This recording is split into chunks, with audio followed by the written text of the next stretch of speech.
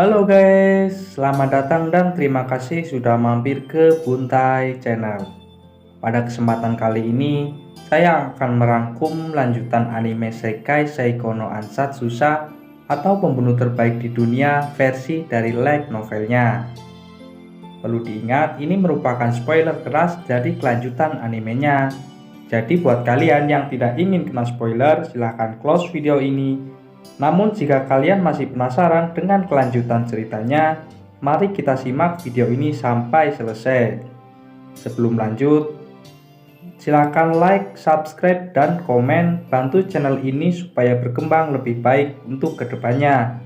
Oke, tanpa banyak basa-basi lagi, kita lanjut ke pembahasannya. Di pembahasan kali ini, kita mulai pada saat dimulainya ujian tes fisik.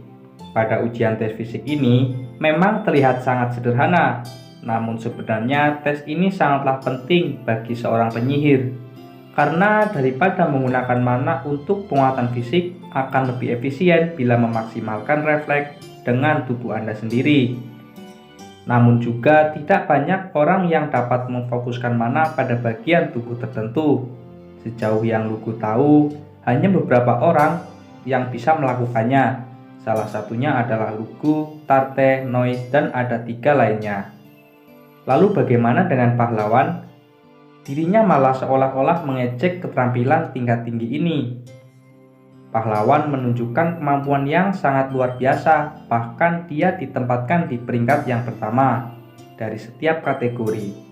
Bahkan orang-orang yang mulai mengabaikannya karena hasil ujian tertulis kini kembali memujinya. Lalu tes terakhir pun akan segera dimulai. Di bagian ini akan menguji kemampuan tempur kami. Kesatria aktif dari kerajaan akan menjadi lawan kami, namun hanya akan menggunakan senjata tumpul. Juga ada dokter yang berjaga.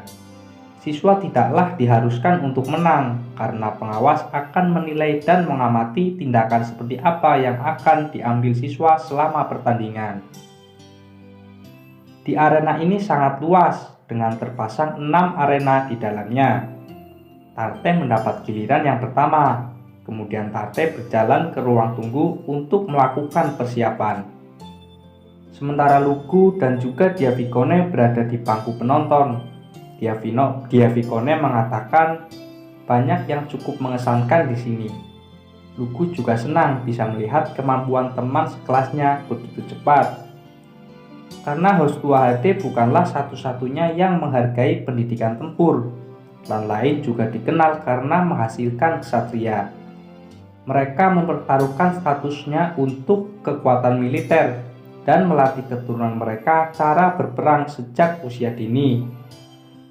Bahkan ada beberapa siswa yang bisa disejajarkan dengan ksatria aktif dari segi keterampilan. Di sisi lain, Diavikone mengkhawatirkan Tarte, namun Lugu menenangkannya dan memberitahu bahwa kemampuan Tarte sangat luar biasa. Walaupun Diavikone belum pernah melihat Tarte di pertarungan sebenarnya, namun Lugu mengatakan bahwa Tarte sangatlah kuat. Lalu Tarte memasuki arena, ia sudah memegang tombak yang biasanya dia sembunyikan di balik roknya. Namun sebelum pertandingan dimulai, ksatria itu tiba-tiba membungkuk. Aksi tersebut sempat membuat heboh penonton. Nampaknya ksatria itu berterima kasih atas sesuatu. Kemudian mereka mulai pertandingannya seolah-olah tak terjadi sesuatu. Meskipun orang-orang bertanya-tanya apa yang sebenarnya terjadi. Singkatnya, Tartelah pemenangnya. Tarte pun menarik perhatian semua orang. Keterkejutan semua orang yang bahwa ada seorang pelayan wanita mampu mengalahkan seorang ksatria. Banyak dari mereka juga menganggap Tarte melakukan kecurangan. Mereka menganggap Tarte merayu ksatria tersebut untuk mengalah. Desas-desus itu pun mulai menyebar di antara penonton. Diavikone yang geram mendengarnya ingin segera pergi. Diavikone merasa kesal dengan apa yang diucapkan mereka. Lugu segera menenangkan dia dan mengatakan siapapun yang benar-benar bisa bertarung dapat mengetahui keterampilan Tarte yang sebenarnya dari cara ia memegang tombak itu. Sekarang tiba giliran Diavikone. Diavikone pun pergi, kemudian Tarte datang ke tempat Lugu. Lugu menanyakan ke Tarte apa yang Tarte bicarakan dengan kesatria itu sebelum pertandingan. Tarte menjawab kalau kesatria itu mengenalinya sejak Tarte ada di medan tempur kemarin. Ia berterima kasih karena telah menyelamatkan hidupnya. Ketika mereka berada di kota Miltiu sebelumnya, karena Tarte tidak mempunyai pengalaman di medan tempur yang cukup, dan berkat koneksi Lugu mengirim Tarte ke medan tempur untuk pengalamannya. Ternyata ksatria itu adalah orang yang sama-sama berada di medan tempur tersebut. Dan Tarte mengatakan bahwa ksatria itu akan memberitahu kepada pengawas tentang pengabdiannya saat di medan perang dan memberinya julukan yang menurut Tarte memalukan. Ksatria itu bermaksud baik, namun Tarte meminta ksatria itu untuk tidak melakukannya. Lugu menanyakan julukan apa yang diberikan ksatria itu. Tarte mengatakan gadis perang listrik. Namun Tarte juga meminta ia untuk tidak ingin dipanggil seperti itu di depan siapapun. Lugu pikir gadis perang listrik cocok untuknya. Penguatan fisik Tarte sangat luar biasa. Juga penguasaan angin yang luar biasa untuk bisa memungkinkan ia mencapai kecepatan yang luar biasa. Fleksibilitas dan refleksnya bahkan mampu memberinya kontrol penuh pada tubuhnya saat kecepatan tinggi. Tarte memang memiliki kecepatan yang tinggi, namun bukan tanpa kelemahan. Yang dapat menyebabkan masalah adalah saat ia bisa menjadi lebih cepat. Pada kecepatan tertingginya saat ini, Tarte hampir tidak bisa mempertahankan kontrol seluruh tubuh. Jika ia bisa lebih cepat, tidak diragukan lagi ia akan kesulitan melakukan serangan dengan akurat. Jika semua itu terus berlanjut, kecepatannya akan melampaui semua objek yang bisa ia lihat. Lugu pikir Tarte akan segera membutuhkan mata 2HD tak lama lagi. Sekarang pertandingan Diavikone pun dimulai.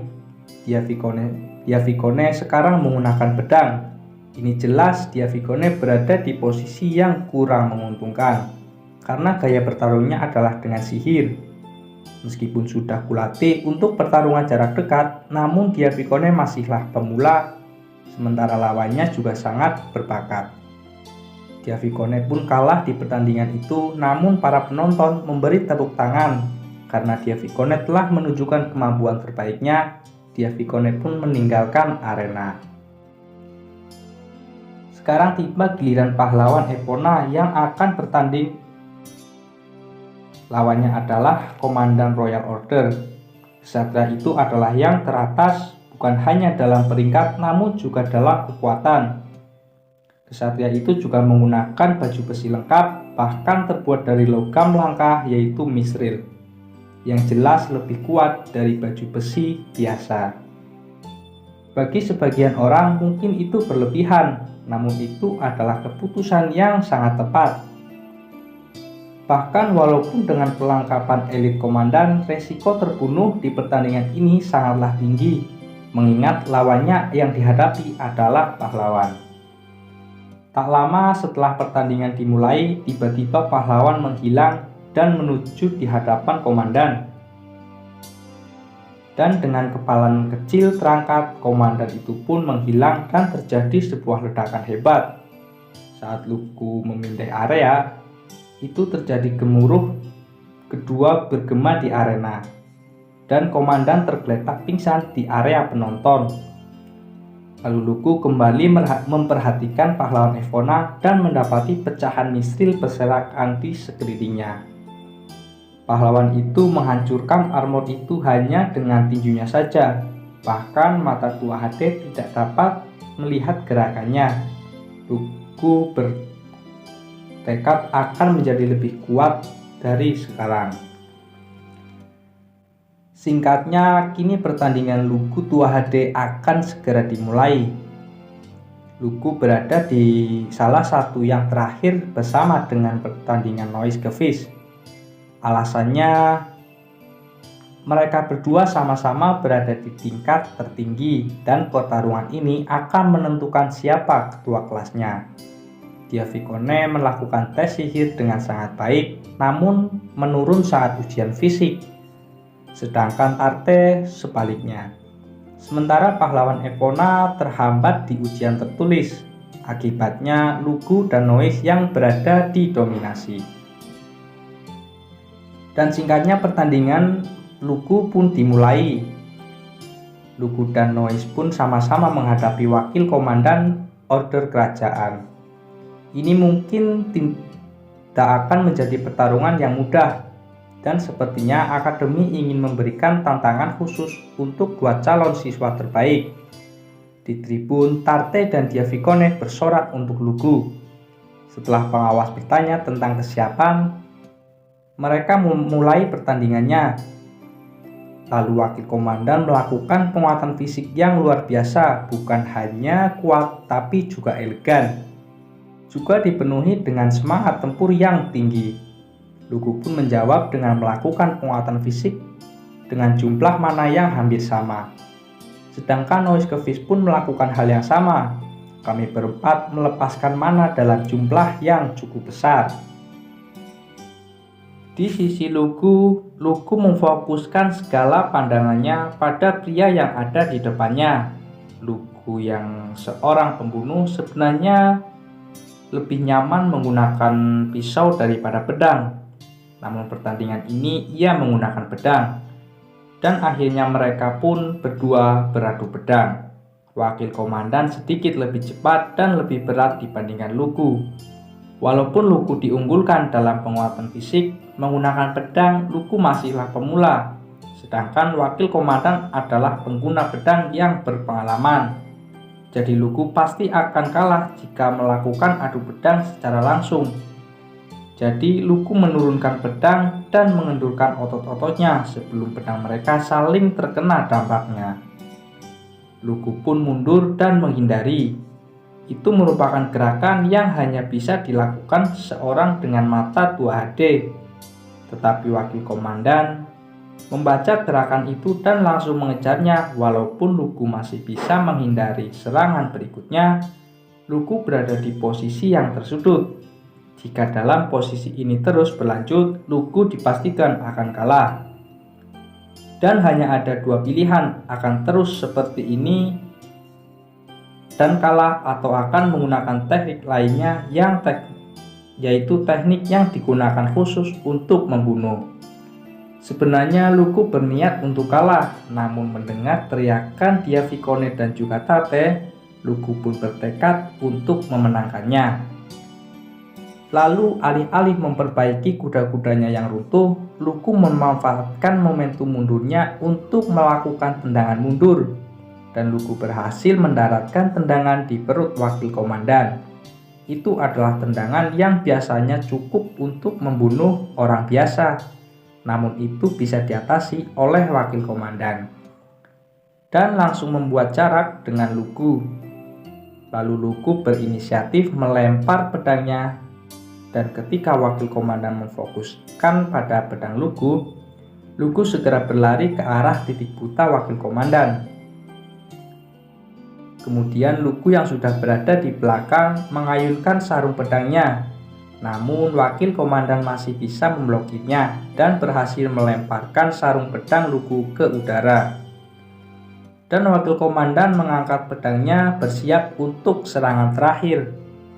Lugu yang tanpa senjata berada di posisi yang sangat tidak menguntungkan.